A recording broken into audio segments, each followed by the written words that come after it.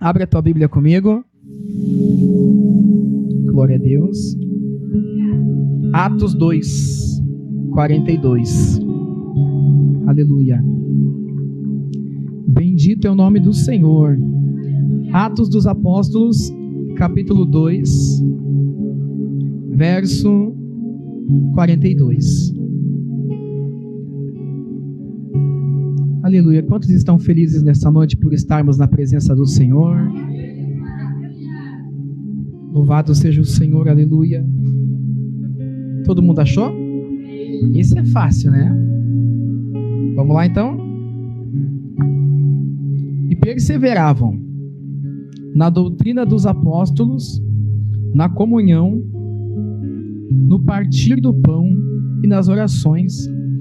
Em cada alma havia temor, e em muitas maravilhas e sinais eram feitas pelos apóstolos.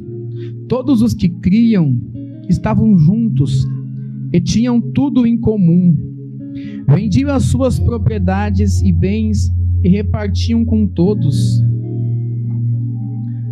conforme a necessidade de cada um.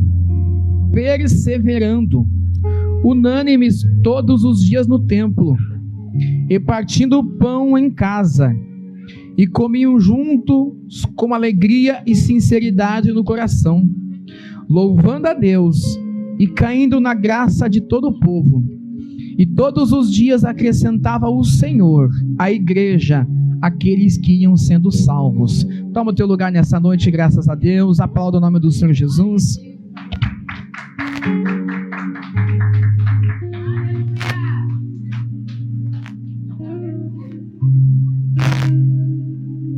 Glória a Deus. Semana passada nós começamos o ensino baseado neste texto, e eu falei para os irmãos que nós vamos passar algum tempo meditando sobre esses versículos que nós lemos.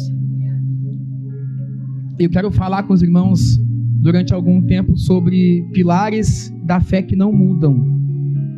Ano passado nós falamos sobre a igreja, tudo aquilo que compõe uma igreja, seja no âmbito espiritual quanto no âmbito organizacional. Eu também te separei bastante tempo ano passado, nas terça-feiras, que era o culto de ensino, para falar sobre o poder que você tem. Falamos sobre o poder do jejum, o poder da oração, o poder da determinação e por aí vai.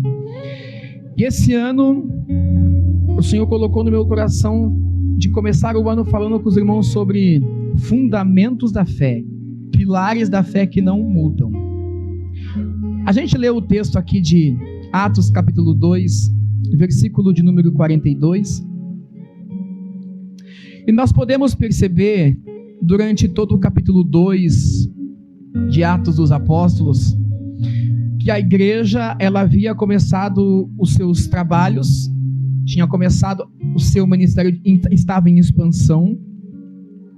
Nós podemos perceber no capítulo 2, no versículo 36 a 39, por exemplo, o resultado das primeiras pregações dos apóstolos, que culminou no evangelismo, na pregação e no ensino de Pedro, aonde a pregação de Pedro faz com que cerca de 3.000 almas se rendam e se convertam ao Senhor Jesus. Então a igreja, no seu primeiro culto público, da igreja, 3.000 almas se convertem. 3.000 almas se rendem a Jesus. 3.000 almas são batizadas em nome do Senhor Jesus, como diz Atos capítulo 2, versículo 38. O resultado da igreja foi o crescimento, foi a expansão, foi a fortificação dos seus fundamentos, porque na verdade a igreja primeira, a igreja primitiva, ela não estava edificada sobre pensamentos humanos, ela não estava edificada sobre filosofias, não estava edificada sobre pensamentos políticos ou divisões étnicas. Muito pelo contrário, quando o Espírito Santo desce e começa a levantar apóstolos, e começa a levantar um apóstolo chamado Paulo, por exemplo, Deus abriu a porta da graça para que os gentios também recebessem o evangelho. Nós somos os gentios. A igreja começa a expandir e começa a crescer. E é interessante que a igreja, não é fruto do homem. Quem estava aqui no comecinho do ano que se passou, no ano de fundação da igreja, eu falei sobre isso aqui. A igreja ela não é fundamentada pela vontade do homem. Não é o homem que decide que é pastor. Não é o homem que decide o que é igreja. Cristo já fez isso. A palavra do Senhor nos mostra em Mateus capítulo 16, versículo 16 a 18, citei semana passada, que Jesus pergunta para os discípulos o que esse povo lá fora diz que eu sou. Aí disseram para Jesus: olha, uns dizem lá fora que tu és Jeremias, outros dizem lá fora que tu é um dos profetas. O texto vai dizer até que Herodes pensava que Jesus era João Batista que tinha voltado dos mortos. Olha que interessante. Mas a pergunta que Jesus faz para os discípulos é: e vocês? Quem vocês dizem que eu sou? Porque nós estamos falando de igreja, nós estamos falando de fundamentação da igreja. Quando Jesus pergunta para os discípulos: o quem vocês dizem que eu sou? Ele está querendo saber dos discípulos se os discípulos conheciam ele. Porque incrivelmente nós podemos passar 10, 15, 20, 30, 50 anos dentro da igreja e não sabemos dizer para as pessoas quem é Jesus. Não saber dizer para as pessoas qual foi a missão de Jesus. Não conseguir explicar para as pessoas de que forma eu me relaciono com Jesus. Então quando Jesus pergunta para os discípulos falam: lá fora eles não sei, eles falam qualquer coisa de ti. Jesus muda a pergunta e diz: tá, mas e vocês? Porque o que dizem de Jesus lá fora, Jesus não quer saber. Aqui dentro sim. Parte do princípio de que a igreja que serve a Deus precisa obrigatoriamente conhecer Deus. A igreja que serve a Cristo precisa obrigatoriamente conhecer a Cristo. Eu não posso oferecer um Deus para o outro se eu mesmo não conheço Ele. Eu não posso oferecer uma salvação para as pessoas que estão ao meu redor quando eu mesmo não sei se sou salvo. Quando Pedro se levanta e diz: olha, tu és o Cristo, o Filho do Deus vivo. É depois que Pedro recebe a revelação, e a revelação foi movida pelo Espírito Santo. Quando Pedro recebe a revelação e Pedro se propõe a falar, Pedro diz: tu és o Cristo, o Filho do Deus vivo. Quando Pedro entendeu quem Jesus era de verdade, ali naquele momento, é que Jesus olha para Pedro e fala: tu és Pedro, tu és uma pequena pedra, e sobre esta rocha edificarei a minha igreja. A igreja só começou quando o povo aprendeu quem era Jesus. A igreja só teve início quando aquele que haveria de ser levantado para pastorear conheceu Jesus de verdade. Vamos traduzir então? Vamos lá. O nosso ministério só começa quando a gente conhece Jesus de verdade. Ninguém conhece Jesus antes de ministério. Ninguém vai ter ministério se não conhecer Jesus antes. Quando Pedro diz: tu és o Cristo, Filho de Deus, Jesus disse: agora sim, também te digo que tu és Pedro. Aí Jesus prossegue dizendo: estabelecerei a minha igreja, e as portas do inferno não prevalecerão contra ela. Quando Jesus diz assim: as portas do inferno não prevalecerão contra ela, Jesus não está dizendo que o inferno vai atacar a igreja e a igreja vai resistir, como se a igreja fosse um alvo, como se a igreja tivesse um alvo na testa. Jesus não está dizendo isso, porque quem prevalece é quem resiste. Então quem é o sujeito que não vai resistir ali? É o reino das trevas. Jesus disse: estabelecerei a minha igreja e as portas do inferno não prevalecerão contra ela. As portas do inferno não resistirão. É Jesus dizendo que a igreja é quem vai atacar e o inferno vai recuar. É a igreja quem vai operar no mundo e o reino das trevas vai ser derrotado. Posso ouvir um glória a Deus? Porque Jesus ele estabelece a igreja não para a gente ser um clube que a gente se reúne para dizer glória a Deus e aleluia. Jesus estabelece a igreja para a igreja ser um exército. Ele estabelece a igreja para que a igreja seja uma extensão do seu próprio ministério. Do seu próprio ministério. Mateus Capítulo 10, versículo 16, Jesus diz bem assim: eu vos envio como ovelhas entre lobos, portanto sede prudentes como serpentes e simples como a pomba. Ele está dando para nós também elementos do seu próprio ministério. Assim como ele veio entre lobos, ele também nos envia agora. A questão é que ele está se colocando como exemplo para a minha vida e para a tua vida. Nós nos dizemos cristãos, mas muitas das vezes nós não refletimos a Cristo. A palavra cristão aponta para aquele que reflete a Cristo.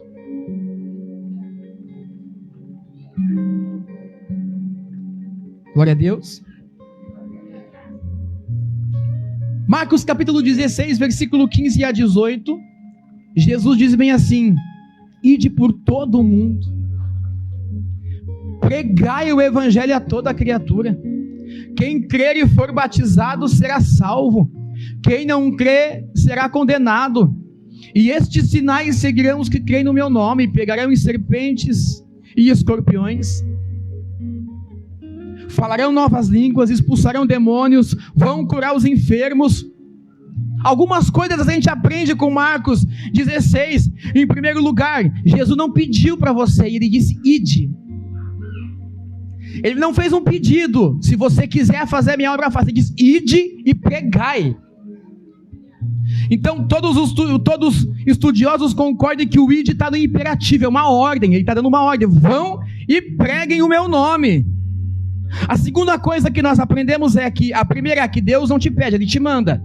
A segunda coisa é que quando Ele te envia, Ele não te envia de mão vazia.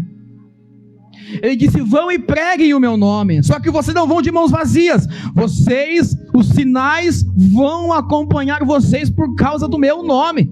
Vocês vão curar os enfermos, expulsar os demônios. Por quê? Porque Ele não nos envia de mãos vazias. A igreja foi estabelecida por Deus, a igreja tem missão, e a igreja não está aqui de mãos vazias. Eu falei bastante sobre isso semana passada. Lucas capítulo 10, versículo 19. Jesus envia os 70. E de repente a palavra do Senhor diz que os 70 voltam, rindo, felizes. E dizem para Jesus: Senhor, no teu nome, até os demônios se nos sujeitam. Porque Jesus havia dado autoridade para eles sobre todo o principado. E eles voltam dizendo para Jesus: no teu nome, até os demônios se sujeitam a nós. É interessante que Jesus fala bem assim para eles: eu via Satanás cair do céu como um relâmpago. Tem pessoas que pensam que Jesus está falando da queda de Lúcifer. Não está não. Ele está dizendo que ele via o principado que dominava o mundo começar a cair. Ele disse: enquanto vocês iam fazer a minha obra, enquanto vocês iam pregar, eu via o reino das trevas não prevalecer contra a minha igreja, cumprindo aquilo que ele disse para Pedro em Mateus capítulo 16. Ou seja, ele está dizendo assim: eu sei, porque enquanto vocês iam cumprir a minha vontade, fazer a minha obra, pregar o meu evangelho, eu pude ver o inimigo cair por terra. Aleluia. Quando Jesus estabelece a igreja, eu só estou dando uma repassada e já vou falar o que eu quero falar hoje. Quando Jesus estabelece a igreja, Lucas capítulo 24, versículo 49, Jesus disse bem assim: eu vos envio a promessa do meu Pai, mas ficai em Jerusalém, até que do alto sejais revestidos de poder. Primeiro, ele deu missão, deu. Ele quer derramar poder, sim. Só que ele diz: antes de vocês irem, aguardem a promessa, para que vocês sejam revestidos de poder. O que é revestir? O que é revestimento? Revestimento literalmente é vestir por cima, é reforço. Atos capítulo 2, não foi o dia do batismo com o Espírito Santo, foi o dia de distribuição de dons. Batismo com o Espírito Santo aconteceu em João capítulo 20, versículo 22. Jesus ressuscita no terceiro dia, se apresenta aos apóstolos, sopra sobre eles e fala: recebam o Espírito Santo. Então o que aconteceu em Atos 2, pastor? O que Jesus disse em Lucas 24, 49, sereis revestidos de poder, não diz sereis batizados, sereis revestidos de poder. Para quê? Para que com esse revestimento de poder vocês vão e façam a minha obra. Revestimento fala do Espírito Santo pegar aquilo que você tem de bom e tornar melhor. Fala de pegar a tua capacidade cognitiva e usar em favor do seu reino. Fala de Deus pegar os teus talentos, os teus dons e dar um banho de graça, dar um banho de unção e ser usados para resgatar almas. Glória a Deus. Eles já tinham o Espírito Santo.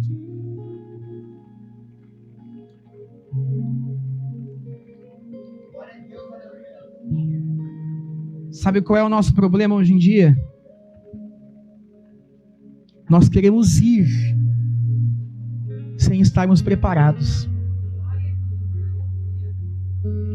Não, eu não estou dizendo que a gente não tem chamado, que você não tem chamado, não é isso.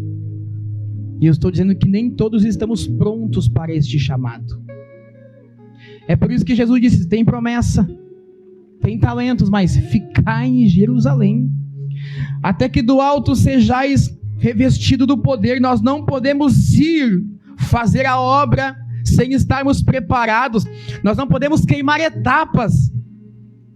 Mateus capítulo 28, versículo... Olha por que é importante. Mateus capítulo 28, versículo 19. Jesus fala bem assim: ide por todo mundo batizando-as todas. Aí ele fala bem assim: batizem, façam discípulos e ensinai todas as coisas. Peraí, Jesus dá 3 passos: ide, missão. Batizai, fala de ganhar almas. Fazei discípulos. E aí, pastor? Muitos de nós temos o primeiro, até vamos fazer a obra, vamos, a gente vai, a gente não se nega. Até cumprimos o segundo requisito, nós ganhamos almas. Falamos de Jesus e falhamos no terceiro. Ide, batiza, ganha, fazei discípulos. É por isso que eu disse, nós não podemos queimar etapas. Jesus disse: vão, ganhem almas. Não é só ganhem almas, bota a gente dentro da igreja, é fazei discípulos. Vou dar um exemplo para você. Você vai para a rua, evangeliza, ganha alma, expulsa demônio, e a pessoa não permanece na fé. Pergunta que eu te faço: o que adiantou expulsar o demônio? Expulsou o demônio, curou o inferno, a pessoa morreu e foi para o inferno. O que adiantou? Porque esses são elementos das 2 primeiras questões. Ide, ganhar almas. E a terceira: nós podemos repreender o demônio e mandar o demônio embora porque temos autoridade. Temos, mas se nós não discipularmos, não ensinarmos aquela pessoa a viver uma vida na presença de Deus, o demônio volta. E aí nós criamos crentes dependentes de pastor. Nós criamos pessoas dependentes de outras pessoas, porque nós não discipulamos as pessoas. O grande sucesso da igreja primitiva era que eles discipulavam, não apenas ganhavam, discipulavam. Não me adianta de nada expulsar 10.000 demônios e não ganhar uma alma para Jesus, não fazer discípulos. Jesus disse bem assim, João capítulo 15, versículo 16: não foste vós que escolhestes a mim, eu escolhi a vós e vos designei para que vades e deem frutos, e este fruto permaneça. Nós até frutificamos de vez em quando, e os frutos que damos permanecem?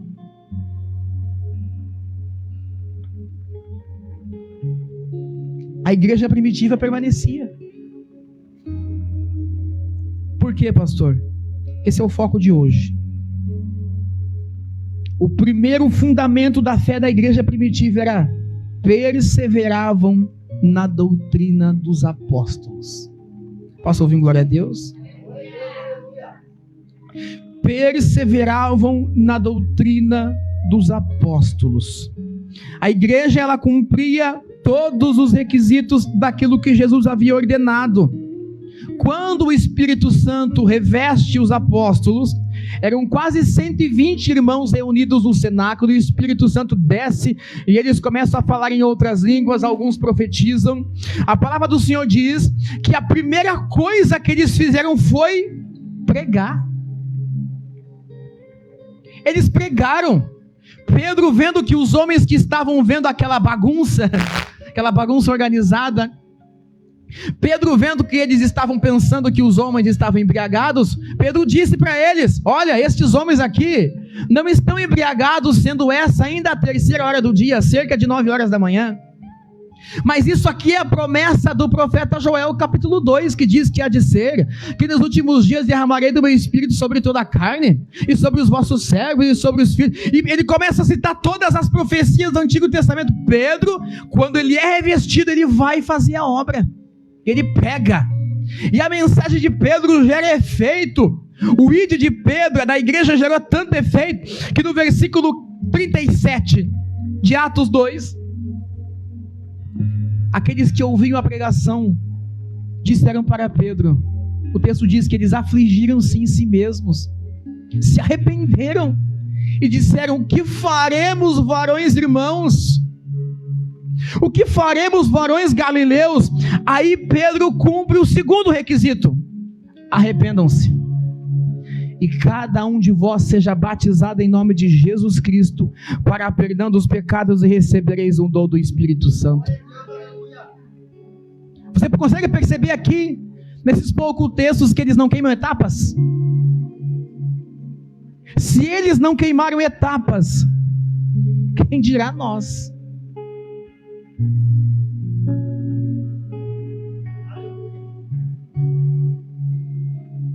O versículo 42 que nós lemos aí é fruto da 3ª ordem que Jesus deu: ensinando em todas as coisas. Ensinando em todas as coisas. Porque as pessoas acham que discipular é só falar de Bíblia, e não é não. Às vezes, para discipular a pessoa, nós vamos ter que falar de questões de caráter mesmo, comportamentais. É discipular em todas as coisas. A igreja primitiva, ela cresce porque eles ensinavam, e a igreja recebia o ensino dos apóstolos e perseverava. Você sabe o que é perseverar? Você sabe, você é inteligente, né? Perseverar é não retroceder. Perseverar é continuar crendo na doutrina dos apóstolos. Perseverar é não abrir mão da mensagem que já haviam recebido. Perseverar é colocar os olhos na palavra do Senhor e entender que a palavra do Senhor quem rege a minha vida. É a minha vida quem se enquadra na sã doutrina. E não é a sã doutrina que tem que se enquadrar na minha vida. Aquilo que eu acho que serve eu pego, e aquilo que eu não gosto eu jogo fora. Não! A nossa vida se enquadra dentro das 4 linhas da sã doutrina bíblica. Mas o que é sã doutrina, gente? Sã doutrina fala de ensinamento sadio, ensinamento com equilíbrio. Não, sã doutrina não fala de roupa, não fala de maquiagem, não fala de brinco. Sã doutrina fala de evangelho, salvação. Eles perseveravam tanto na doutrina dos apóstolos que eles morriam e não negavam a fé. Atos capítulo 4, versículo 12, depois de Pedro e João terem curado um enfermo na Porta Formosa, a palavra do Senhor diz que o Sinédrio, que eram os 70 que comandavam o reino ali, que comandavam Israel, que julgavam, levaram os discípulos para serem julgados. E quando chegaram para ser julgados, a palavra do Senhor diz que disseram assim para Pedro e para João: nós rogamos a vocês que não preguem mais este nome. Olha que interessante, eles dizem para Pedro e para João: pedimos para que vocês não preguem mais neste nome. Pedro se levanta de novo. E Pedro diz, olha, Atos capítulo 4, versículo 10. Seja conhecido de todos vós, de todo o povo de Israel, que em nome de Jesus Cristo Nazareno, aquele a quem vós crucificastes, mas a quem Deus ressuscitou dentre os mortos, em nome deste é que está curado diante de vós este homem, e ele é a pedra que foi rejeitada por vocês, os construtores, o qual foi posta por cabeça de esquina. Aí Pedro diz bem assim, em nenhum outro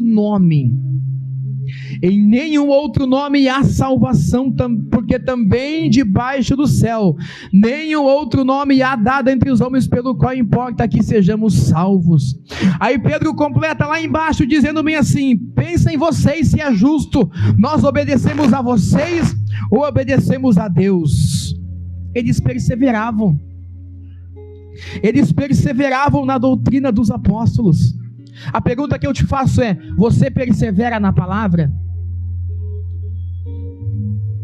A nossa igreja persevera na doutrina bíblica? Quando você analisa a letra de louvor, quando você analisa a pregação, você analisa pelo aquilo que a Bíblia diz ou pelo aquilo que você concorda?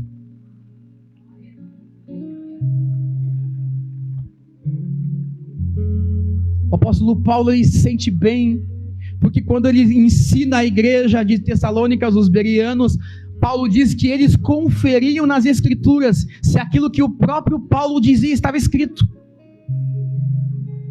Porque eles perseveravam na doutrina dos apóstolos. Posso ouvir glória a Deus nesta noite? Mesmo em perigo, eles não abriram mão da palavra de Deus, porque a palavra de Deus, gente, é a base de toda a fé. Atos capítulo 7, anota para você ler em casa. Atos capítulo 7, a palavra do Senhor diz que o Senhor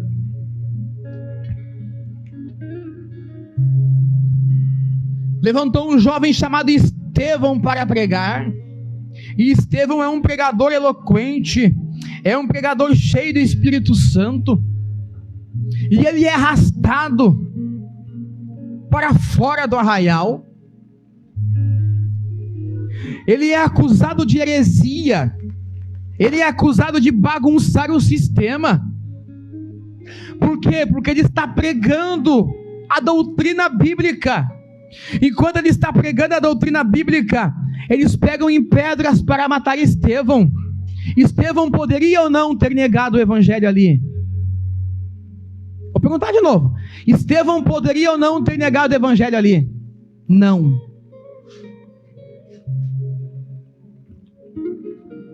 Não poderia.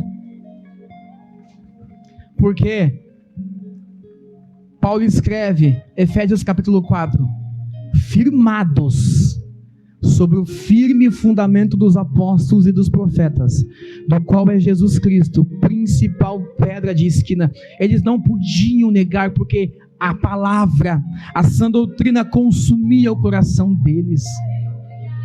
É por isso que eu falei semana passada que quando você se esforça para pregar, para conhecer a palavra, se esforça para estudar, se esforça para ensinar, se esforça para louvar, você nunca vai conseguir fazer de forma relaxada, porque só você sabe o preço que você paga para aquilo ali.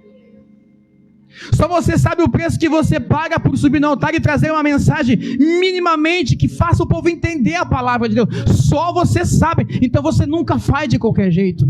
Estevão estava perante a morte, mas ele não abandona a sua fé, ele não nega a sua pregação, e ele acaba morrendo apedrejado. Atos capítulo 9, versículo 23. A palavra do Senhor diz que Paulo tem que descer pelo muro dentro de um cesto, porque a população queria matá-lo. Porque acusavam Paulo de estar cometendo heresias dentro da sinagoga.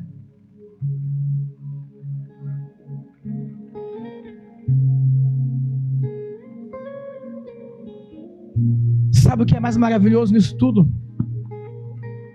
É que eles continuavam. Eles continuavam pregando. Eles não paravam de pregar. Eles não paravam de anunciar, não paravam de ensinar. Capítulo 12 do livro de Atos diz que Herodes manda prender Pedro e Tiago. Tiago morre, Pedro está preso.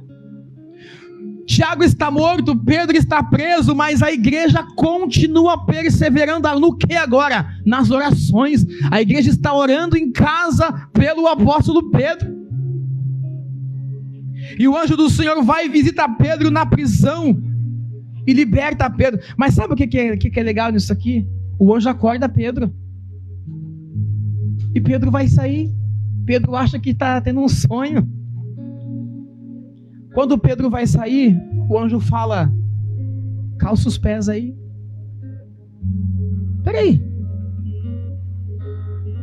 Vamos lá. Pega a tua capa que está frio. Porque Deus, Ele cuida da sua igreja nos seus mínimos detalhes. Até mesmo daquelas coisas que você nem dá importância mais. Quando Pedro volta, quando Pedro escapa da prisão, sabe qual foi a primeira coisa que a igreja fez? Se espalharam pelo mundo para voltar a pregar. Aí nós vemos alguns cristãos do nosso tempo que por qualquer coisa abandonam a fé. Por qualquer motivo abandonam a pregação. Desistem do pastoreio. Ah não, o povo é muito complicado. Sim, é povo.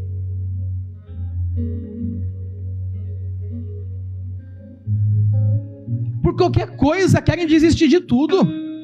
Por qualquer coisa. Larga esses crentes lá na época dos apóstolos e vamos ver.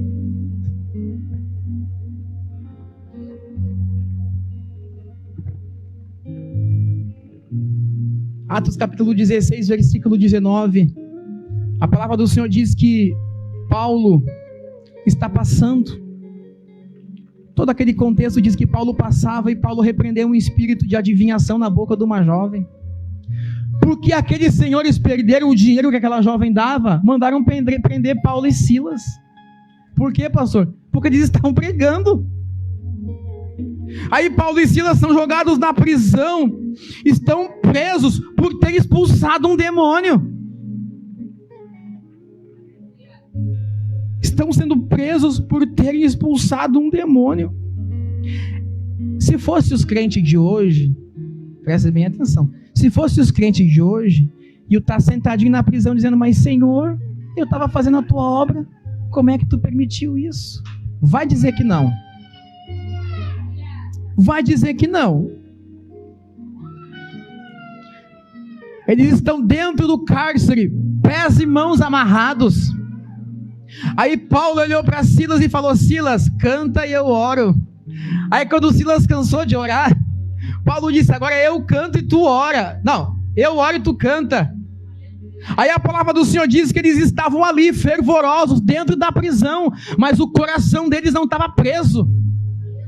Quando Paulo fica 3 anos preso dentro de casa, ele tem que ensinar dentro de casa, a palavra do Senhor é que ele manda a carta e diz bem assim: eu estou preso, mas a palavra de Deus não está presa.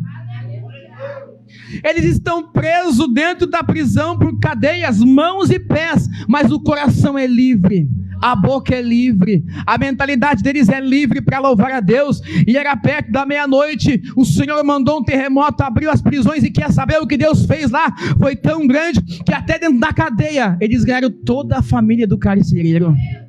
Eles não paravam. Eles não paravam com a obra de Deus. Eles não paravam de ensinar a doutrina bíblica. Não paravam de ensinar a palavra do Senhor. Aleluia. 1 Coríntios capítulo 9, versículo 16, Paulo diz assim: se eu anuncio, quando anuncio, contudo, enquanto anuncio o evangelho, não tenho do que me gloriar, porque é me imposta essa obrigação, não foi pedido, é me imposta essa obrigação, e ai de mim, se não anunciar o evangelho. Ai de mim se não anunciar o evangelho. Como eu queria ver na nossa geração ainda crentes como Paulo. Você pode glorificar a Deus aí? Aleluia. Porque eles entendiam, gente, uma coisa que nós não entendemos hoje. Eles entendiam que servir a Cristo é sofrer por Cristo. Servir a Cristo, fazer a obra de Deus é sofrer pela obra de Deus. Filipenses capítulo 2, versículo 4 em diante, Paulo diz bem assim: de sorte que haja em vós o mesmo sentimento que houve em Cristo Jesus, que sendo em forma de Deus, não teve por usurpação o ser igual a Deus, mas esvaziando-se a si mesmo, tomou forma de homem, e como forma de homem humilhou-se a si mesmo, sendo obediente até a morte, e morte de cruz. Paulo diz: peguem Cristo como exemplo, morram pela missão. Porque a igreja compreendia que a recompensa de Deus era na glória. Aí Paulo segue dizendo, Filipenses, ele segue dizendo, pelo quê? Pelo quê, pastor? Pelo aquele sofrimento, Deus o exaltou soberanamente, lhe deu um nome que está acima de todo nome, para que ao nome de Jesus todo o joelho dos que estão nos céus, dos que estão na terra, dos que estão abaixo da terra, se dobrem e confessem que Jesus Cristo é o Senhor, para a glória de Deus Pai. Aleluia. Paulo fala, Romanos capítulo 1, versículo 14. Deixa eu abrir para ler para vocês.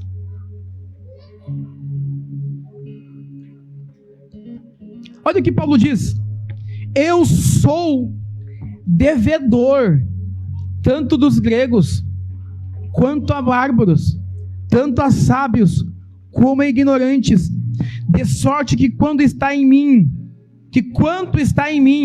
estou pronto para vos anunciar o evangelho também a vós que estáis em Roma. Paulo fala 3 coisas aqui. Ele está dizendo, em primeiro lugar, que ele tem obrigação com eles. Eu devo a vocês. Segundo, ele está dizendo, eu tenho disposição para pregar a vocês. Aí no versículo 16, Paulo diz a motivação de por que ele não para de pregar, por que ele não para de ensinar, por que ele se sente na obrigação, porque Paulo ele é inspirado a fazer isso. Inspirado pelo quê, pastor? Romanos capítulo 1, versículo 16, ele fala, não me envergonho do evangelho que prego, porque o evangelho que prego é o poder de Deus para a salvação de todo aquele que nele crê, primeiro do judeu, depois do grego, pois nele se descobre a justiça de Deus, de fé em fé, como está escrito, o justo viverá pela fé. Você pode glorificar o Senhor nesta noite? O crescimento da igreja era baseado no amor pela palavra de Deus, no amor pela doutrina bíblica. E semana que vem eu vou pegar algumas doutrinas que eles ensinavam e vou trazer para vocês aqui. Mas eles têm o amor pela obra de Deus, eles têm o amor por pregar a palavra de Deus. Quer saber de uma coisa? Para mim, culto que não tem palavra não é culto. Porque no louvor é você quem fala. No louvor é você quem fala para Deus. A palavra é quando Deus fala com você. É muito fácil chegar na presença de Deus e falar e não parar para ouvir. Eu conheço um testemunho de um pastor que ele conta que passou algumas horas orando uma vez e disse que orou, falou, pediu e disse que se levantou da oração e o Senhor falou para ele, falou o coração dele, disse que ele era mal educado. Ele disse, não estou entendendo, Senhor, e voltou a orar e o Senhor falou para ele assim, ele contando, imagina você ficar 4 horas num calorão desse, dentro de uma sala trancada com uma pessoa, e essa pessoa fala e não te deixa falar. Tu está 4 horas de joelho falando e não parou para me ouvir, e eu quero falar contigo. Salmos número 119, versículo 105, nós vamos ver que a palavra de Deus é quem dá discernimento para nós. Ele diz, lâmpada para os meus pés e luz para o meu caminho é a tua palavra. É a palavra de Deus que vai nos fazer ter discernimento, quando é Deus que está falando ou quando não é, quando o ensino é bom ou quando é veneno. É a palavra de Deus quem vai nos ensinar. A palavra de Deus, ela gera temor em nós. Salmo 119, versículo 11, a tua palavra escondi, guardada no meu coração para não pecar contra ti. A palavra de Deus, ela é alimento para a alma do homem. Deuteronômio capítulo 8, versículo 3, Moisés diz, ele te afligiu no deserto, te deixou ter fome, e depois vos alimentou a vós com maná do céu, que vocês não conheciam, que vossos pais também não conheciam, para que vós saibam que nem só de pão viverá o homem, mas de toda a palavra que sai da boca de Deus. O que ele está dizendo é que não se vive somente de coisas deste corpo aqui, porque nós focamos demais no exterior, nas coisas físicas, e não percebemos que deixamos a palavra de Deus de lado de vez em quando. Quando você vai montar a pregação, isso aqui vai para quem prega, como é que você faz a pregação? Você baseia a pregação em quê? Tive uma ideia, vou pregar sobre isso. Eu assisti uma pregação uma vez, uma pessoa que eu gostava muito até.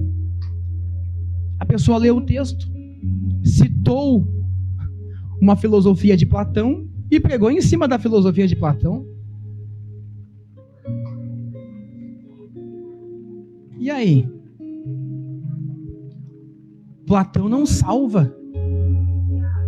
Jesus salva. Jesus salva. A palavra de Deus é que vai te alimentar para te fazer ter força para caminhar, para seguir na tua caminhada. Quando você está fraco, a oração edifica o teu espírito, mas é a palavra que edifica a tua mente. Jeremias capítulo 15, versículo 16, o profeta diz, achando as tuas palavras, logo as comi, e elas foram para mim alegria no meu coração, pois pelo teu nome sou chamado. Quem é chamado pelo nome do Senhor, ama a palavra do Senhor. Jeremias capítulo 23, versículo 29, o Senhor diz assim, não é a minha palavra como um fogo que consome, e também não é a minha palavra como um martelo que esmiuça a penha. Sabe o que é penha? É um monte de pedra.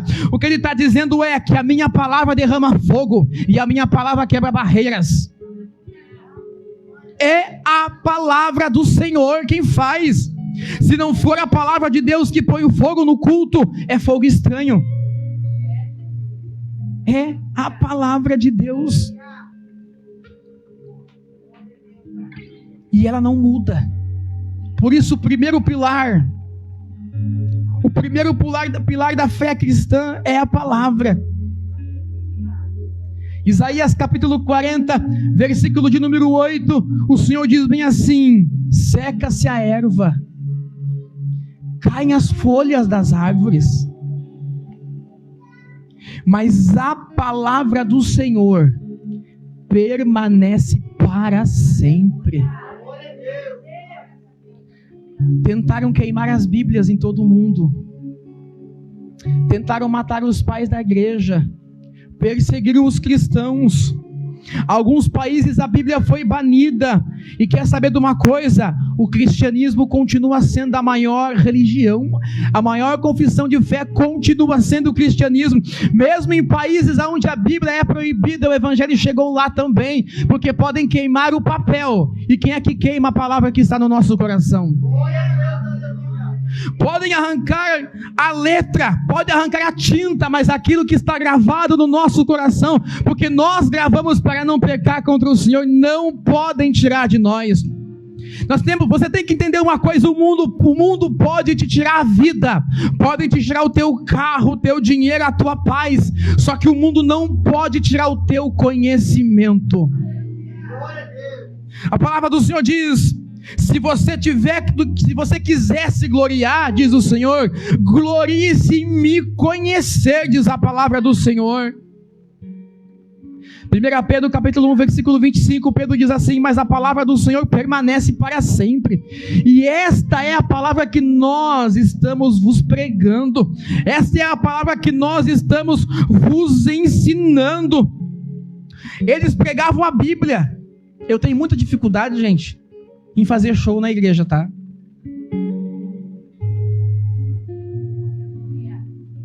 Receba, diz a irmã. Como assim, pastor? Ficar contando historinha, brincadeirinha. trazendo conjecturas que não cabem, fingindo ser aquilo que não sou. Tem pregador que você pega na mão aqui embaixo, ele fala com a voz do Alvin e os Esquilos, mas quando ele vai para o altar pregar, ele muda a voz.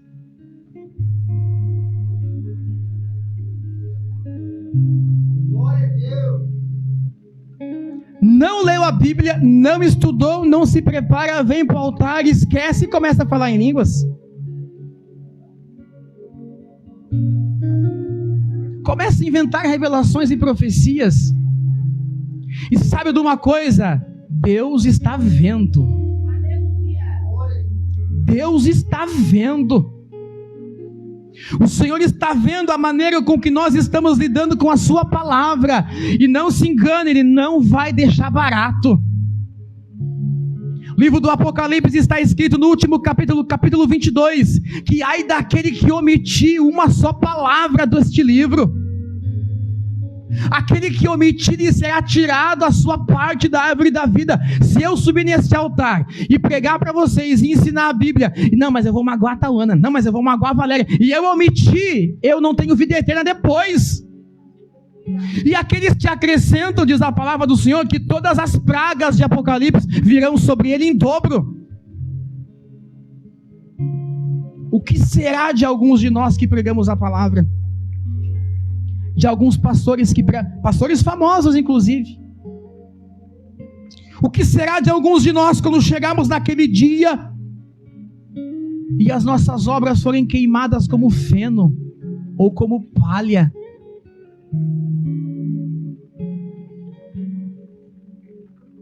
Palavra do Senhor. Você pode glorificar o Senhor? Aquela igreja era forte porque eles estavam intimamente ligados à palavra. A igreja era disposta a tudo pela palavra. Deixa eu te fazer mais uma pergunta. Ao que você está disposto para aprender mais da palavra?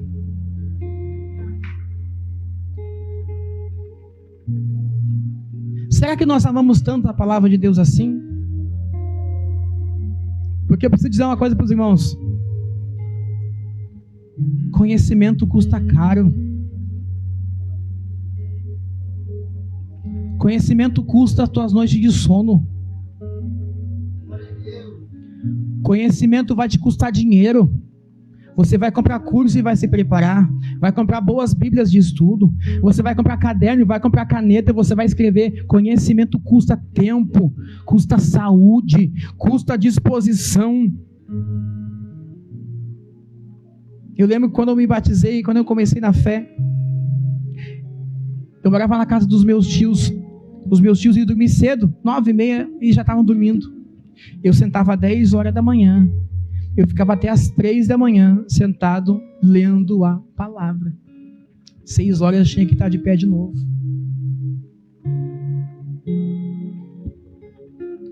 É por isso que eu digo para os irmãos: quando você se dedica, você não faz de qualquer jeito, porque só você sabe quantas noites em claro você fica. Para montar um sermão como esse aqui, por exemplo, hoje os cultos são quarta-feira, mas antes era na terça. Eu ministrava a palavra no domingo. Chegava do serviço segunda-feira, 10 horas sentava na igreja para montar o sermão para terça-feira pregar. E não levantava enquanto não estivesse pronto. Sabe-se lá que hora ia dormir depois. É por isso, gente, que eu valorizo a palavra de Deus, porque eu sei, a nossa igreja pode crescer em número de gente e não crescer em qualidade. Porque a maioria das igrejas que estão por aí estão inchadas. Inchaço é sinal de enfermidade, não de crescimento. Porque quando a igreja aprende a palavra, quando a igreja respeita, ama a palavra de Deus, você pode ver, o crente, ele busca, ele se santifica, ele não arreda o pé, ele é firmado na palavra, ele não é crente hoje e desviado amanhã, ele permanece. Quando a igreja é firmada na palavra de Deus, as pessoas vão e as pessoas voltam, mas a pregação continua a mesma, o ensino continua o mesmo, a igreja continua porque não está edificada no homem, está edificada na palavra do Senhor. Ao que você está disposto? Já vou encerrar. Ao que você está disposto para aprender mais da doutrina do Senhor? Está disposto a vir para o culto de ensino? Está disposto a assistir a pregação de novo depois? Está disposto a assistir, prestar atenção e mandar pergunta para o pastor? Que eu gosto de responder perguntas, gente. Mandem bastante.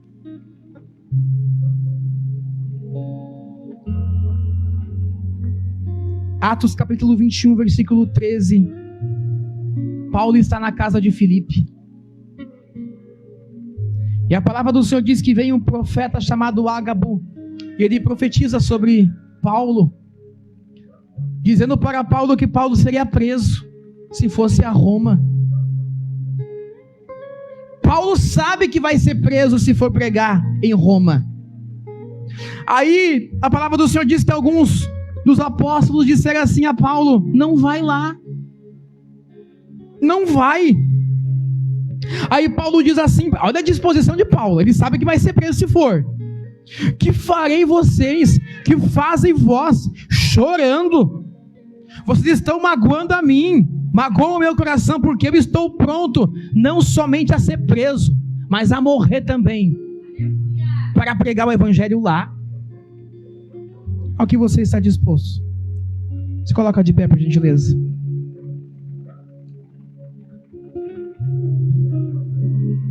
Para aquela igreja a palavra valia mais que a própria vida. Para aquela igreja a sã doutrina valia mais do que qualquer coisa.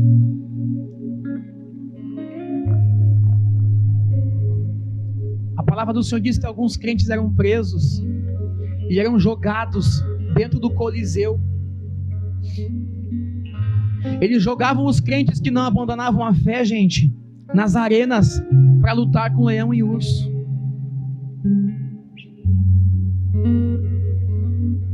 Sabe o que é legal? Os nossos leões e ursos são espirituais, né?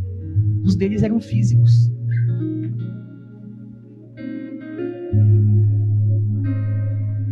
Eles eram lançados para servir de espetáculo para quem assistia. Só que a fé daquele povo era tão grande. A fé daquele povo era tão grande que o historiador, como Eusébio de Cesareia, diz que enquanto os cristãos estavam morrendo lá, que enquanto os cristãos estavam sendo despedaçados por leões e ursos, sem negar a fé, algumas pessoas que assistiam na arquibancada se jogavam lá dentro para morrer também. Alguns se convertiam na hora e se jogavam para morrer também, porque a fé comungava do que aquela pregação era verdadeira. Ninguém morre pelo ensino falso. Ninguém morre por uma falsa pregação. Ninguém está disposto a tudo se não sabe o que está fazendo. Eles se matavam pelo evangelho. Nós não conseguimos pelo evangelho nem pedir desculpa.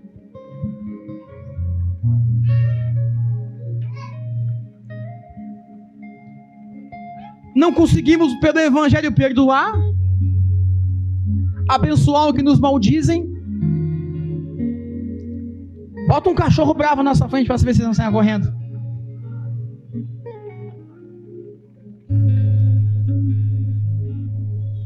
Aleluia.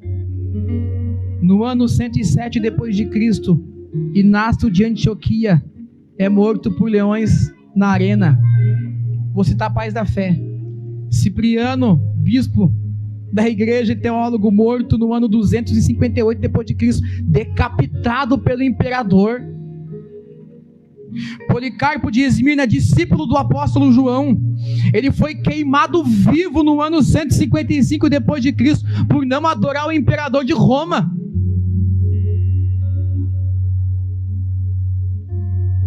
Mas quer saber? Com tudo isso, perseveravam. na doutrina dos apóstolos e dos profetas.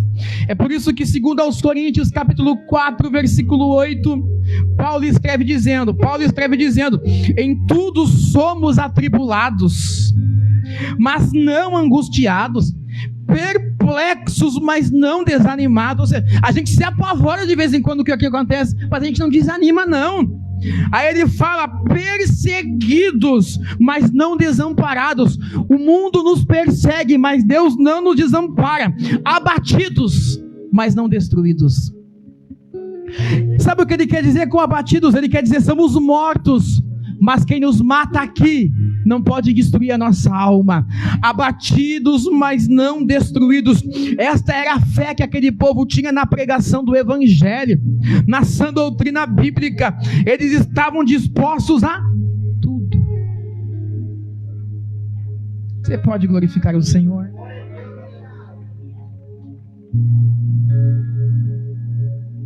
Você vai dizer assim: pastor, eu quero tanto aprender mais, quero conhecer mais. A pergunta que eu te faço é: você tem disposição? Existem alguns meios de nós aprendermos. Nós aprendemos em meio às tribulações. Nós aprendemos em meio às lutas e dificuldades.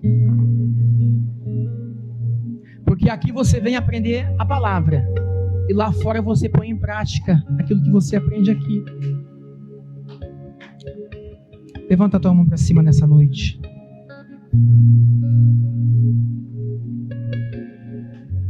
Eu quero que essa igreja não seja apenas ouvinte, mas seja praticante do evangelho.